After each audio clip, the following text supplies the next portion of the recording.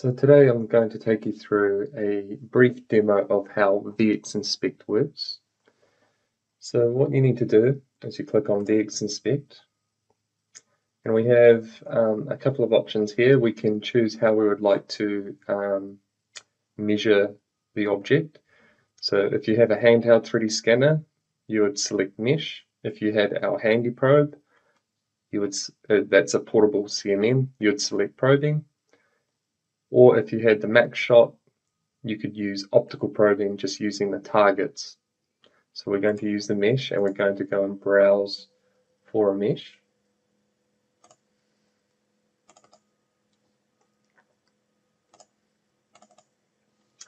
Next, we can choose the reference. So this could either be a STL or a mesh, another mesh file. So you might have a part where it's the golden reference. You could scan that and call that the reference mesh, or you can use a CAD file, or you could use no reference at all if you just wanted to measure the mesh only. But in this instance, we're going to look at using a CAD file.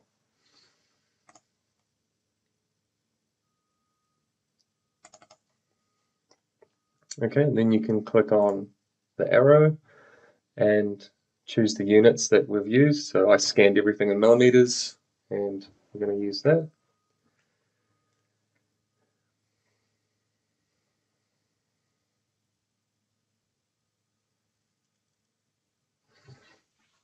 So as you can see, the CAD file came in grey, and the scan data came in blue. So the very first thing that I like to do is do a best fit alignment of the scan data to the CAD file. So you just need to click on alignment and then surface best fit. Then you could try using the pre-alignment mode automatic for it to automatically align to the CAD model. Just see how that goes. If that didn't work and you needed to do a little bit of manual input, you could click. It would split to two screens, and it would look like this. And then you'll just need to pick 3 points or 4 points just to help assist with the initial pre-alignment. So it's just to give it a little bit of assistance if the automatic alignment doesn't work. And then select OK. So by using the surface best fit, what's great about that is that when you now create any entities, it will automatically align or select the mesh below. So for example, if I was to create a plane, I could call that plane datum A. When I hold Control down on my keyboard, it will show me all the planes on my CAD file. I can then select the planes on the CAD model, and it will automatically select the mesh at the same time. As you can see there, it's selecting the mesh. While I'm creating entities in VXinspect, with the elite model of VXinspect, we can do GD&T, which is geometric dimensioning and tolerance. So we could check for things like the flatness of surfaces, the cylindricity of cylinders, for example, the concentricity between two cylinders, all of those GD&T callouts. So if I was to click on that, I could set my tolerance for how flat I need it to be, and then select OK. Then press OK to create that plane, and you can see it's measured it. So then next, what I need to do is I want to create a cone. So if I go now and create the cone, I'm going to call that datum B. And then if I hold Control and click on the cone on the inside here, you can see it's selected the internal cone. And what I'm doing is just creating some more entities to help do our datum-based alignment. Okay, and then the last entity I want to use is the one on the end here. So we'll go one more plane, and this is datum C, and it will select that, and you can see it selected the mesh plane behind, and then we can say, give it another call out of 0.5 as well. Okay. Once you're finished making those entities, you can press cancel. And now we can do a more controlled alignment to ensure that everything is aligning to how potentially it's been created. So you could choose entity-based alignment, but we're going to use a datum reference frame. So you go to entities, and your first primary datum is datum A. Your your secondary datum is going to be B, and then your tertiary datum is going to be C. So you're using those datums to lock it into place. Once you're happy with that, you can now press OK. And then I can cancel. Okay, so you can see we've got that initial alignment that was just from the scan data, then you've got surface specific, and then datum reference frame. So I can now turn off the visibility of these entities just for the moment.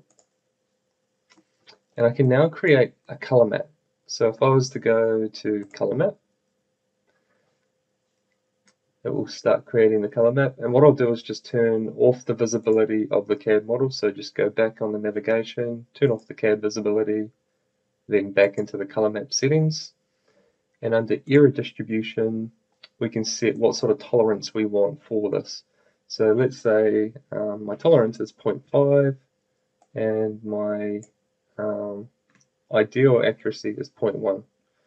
As you can see, this is just a demo part, so obviously this doesn't really fit that sort of tolerance, so maybe we say 0.5 and then 1. You can also change the way that the color map is displayed. So if I was to scroll down on the left here, I can go to edit color map, and you could set it to discrete, and it will just show you more increments as well as like contouring on the surface, so you can see where it goes from green to orange to red a little bit easier. So that's quite useful for, visualizing what's going on. So once you're happy with that, you just press OK. And then what we can do is we can now create a snapshot. So if we click on add a snapshot, it automatically creates that snapshot. If I double click on that, I'm just going to call it color map 1. We'll call it view 1.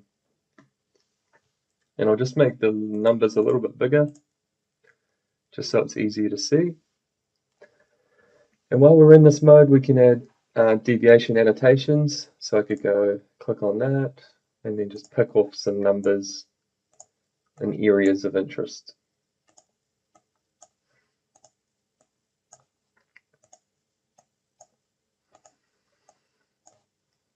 And then once I'm happy, you can now press OK. If I then click back on the color map, I can go and add another snapshot. Double click on that.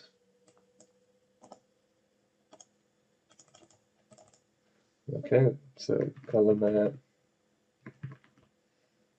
1, view 2. And I'll just copy that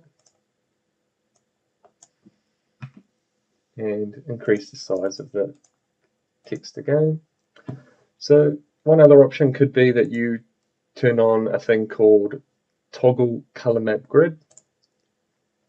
And this is quite interesting. So if I zoom in, you can see it will put a grid over top of the object.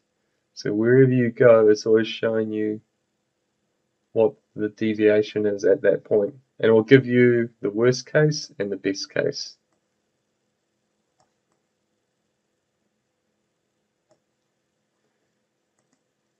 And smaller values, so if I did decrease the size of the text or the font, you see you'll get a few more points. So you could then save that as a view as well.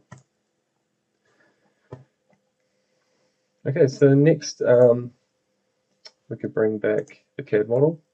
So let's say you wanted to do some dimensions. So I could, for example, go and create a plane and just pick on that plane and accept it. Click on the other end, accept it,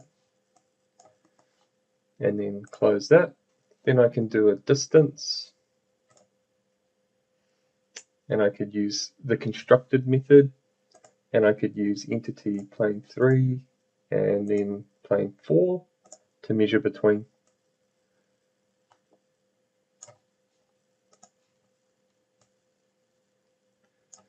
If you need, you see how that's on like a bit of a 3D angle. If you needed it to be on a specific axis, you could then lock it on X and ensure that it's dimensioning on the correct axis.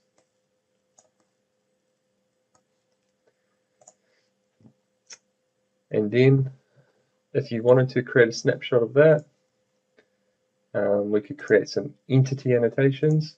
So you could say that that was plane 3, that was plane 4, and the distance was those values. And then just add another snapshot.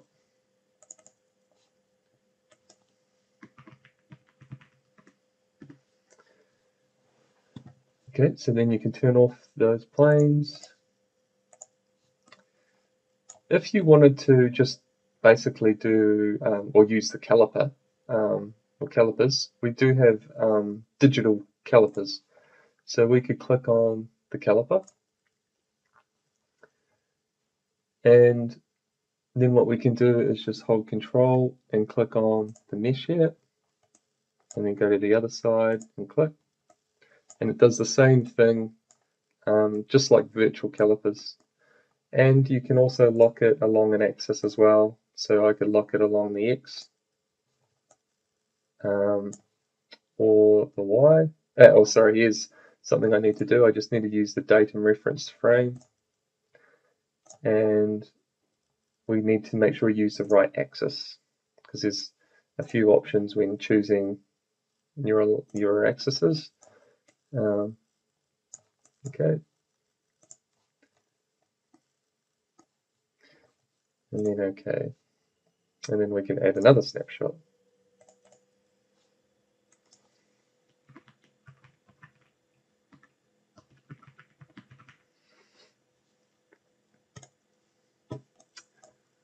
All right. Next, what we might do is create like a 2D cross section. So if you turn back on the color map, we could go and click on cross section. And the initial plane that we want to use is going to be YZ. So you've got to find datum reference frame, YZ. And then you can slide that along and determine where you want to take that cross section through. And if we zoom in, you can kind of see what's happening here. Then we can also, again, just assign a deviation if we want, and press OK. Once the cross section is made, you can then go to a 2D view. And you can start to see the deviation between the scan data and the CAD model. So the white is the CAD model, and the scan data is the colored outline. And again, you can create annotations. So I can just pick points of interest and then create a snapshot. Okay, so we're going to go add snapshot, and we're going to call this cross section 1.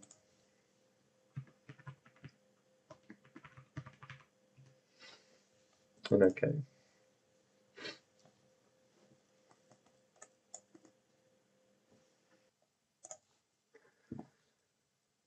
Next, if we needed to do a distance between entities, I'll show you maybe how we could do a distance between this borehole and this opening here. So what we first could do is go and create a circle, and, or sorry, a cone. So then I could click on the cone here and then just accept that. And I can then click on this cone and accept that. Then what I want to do is create a plane, and we'll just create a plane here, accept that, and then create a plane here and accept. Then what I can do is create a circle, and I'm going to use the method constructed, and I'm going to use a cone plane intersection, or a plane cone intersection.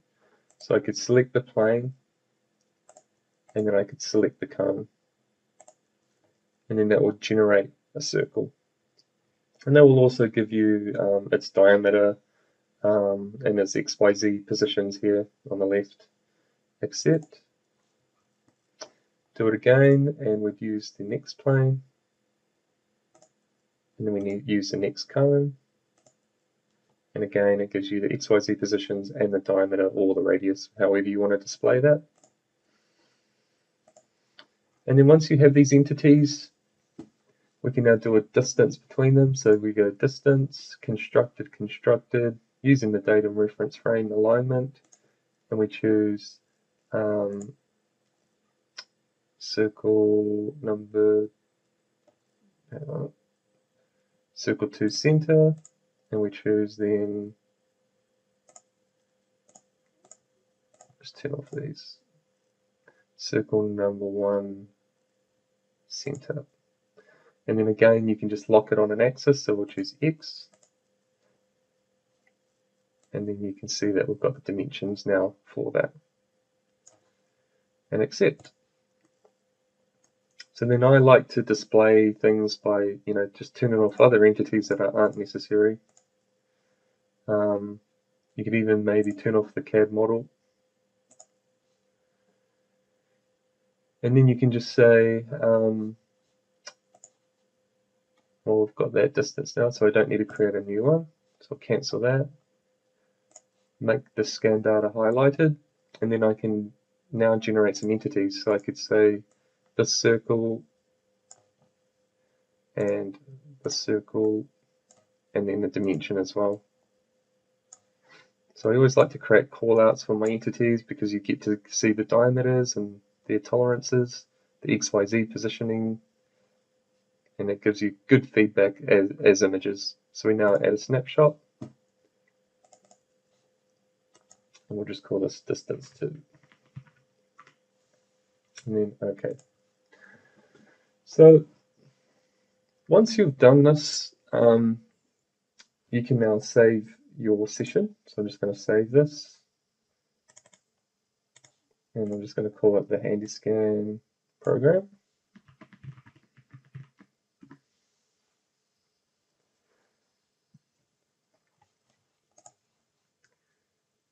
We can now generate a report.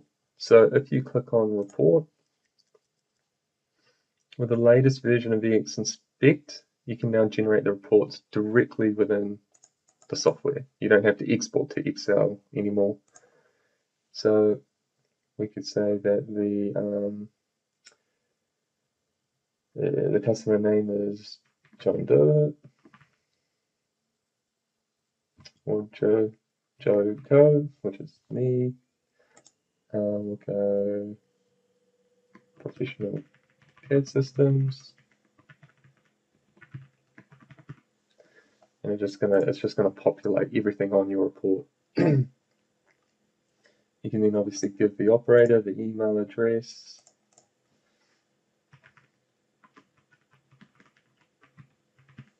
and then everything will just get populated.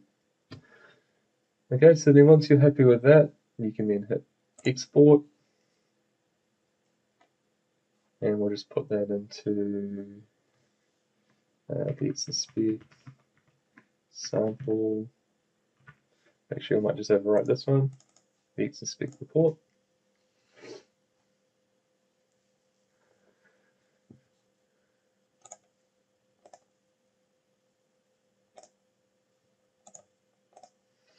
and then we'll just bring it up for you.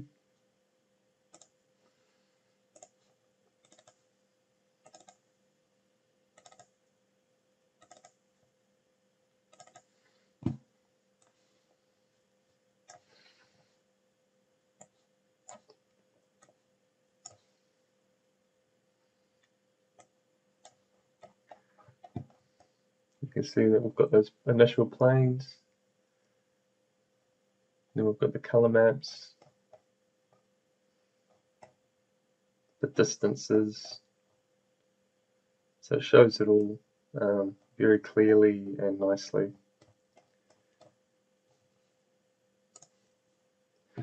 So let's say you have another part that you want to measure and you want to, automate this process. With the VXinspect Elite version, you can just add another part and do it all within the same session. With the VXinspect version, you can just replace the part. So I'll show you the VXinspect Elite version, how it works. So you just click on Add Part, and you can see here that Part 2 is now selected. You can see that all the measurements have got question marks, so they need measuring, and there's no mesh selected. So if you were to go measure all, you could then either pick a mesh that's already imported, or you can import a new mesh. So if we just go back out and go to mesh files, we could then choose a raw scan, for example, and then import that. And you can see it's a very unaligned, unedited mesh, and then we can accept. If we just bring back the CAD model, we then just pick a few points, and those are just common points. If I had chosen automatic surface best fit, it probably would have worked without me manually having to do it. Okay, that's all aligned and it's good, so we can accept that. And everything is done apart from the manual caliper. So I just need to hold Control and click my first point and my second and accept. And everything is done. The inspection's replaced and completed. So it's very, very useful, VXinspect, for multi-part measuring. And then again, you would just go to Report.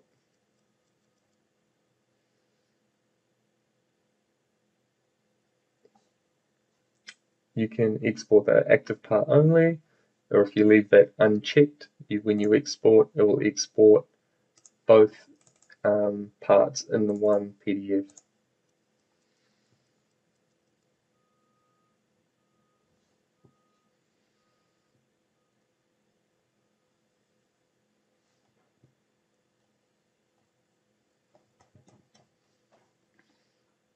And then if we just keep scrolling down, you'll see eventually we'll get down to the next part.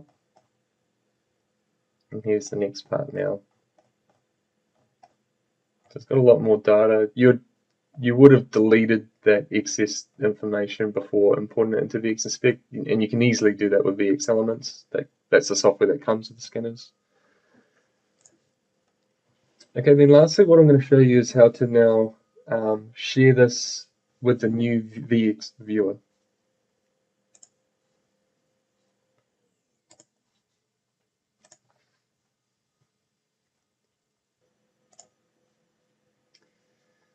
So you can see once you have VXelements, this is what you use for using VXinspect. But if you didn't have VXelements and you're just somebody that's viewing or reviewing the reports, you'd use the VXelements viewer.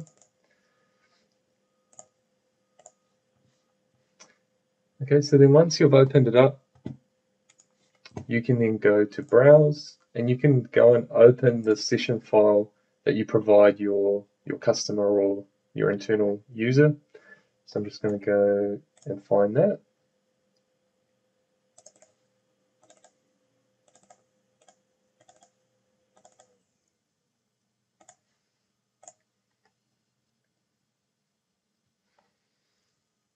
Okay, so here's the report. So if I click on part 1,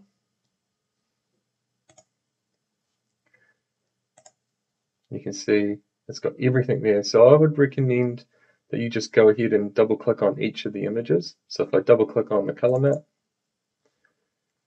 you can then spin it around as the viewer. The viewer can also add their own annotations if they wanted to, just to do their own quick checks. You know, they may be interested in just a specific area that you might not know what they want to see. And then once you're happy, you can cancel. You can double click on the distance, for example. And then again, you can create your own entities if you wanted to. You can of course turn on and off all of these options here, and you can have them all on in one go if you wanted to. You can even click on the color map, and you can turn the visibility of the CAD model off. And again, I could close any entities by right clicking and closing those, and then again add any entities, and then just make your own images, right click, capture 3D viewer image. So it's a very great free tool and resource that you can share with your customers. Just one other last little tip is that you can turn off the use perspective for camera projection if you wanted like true 2D views. So just be aware that perspective may be turned on already when you start the software, and that's just under the display settings. Well, thanks for your time, and I hope you enjoyed this brief demo on VXinspect.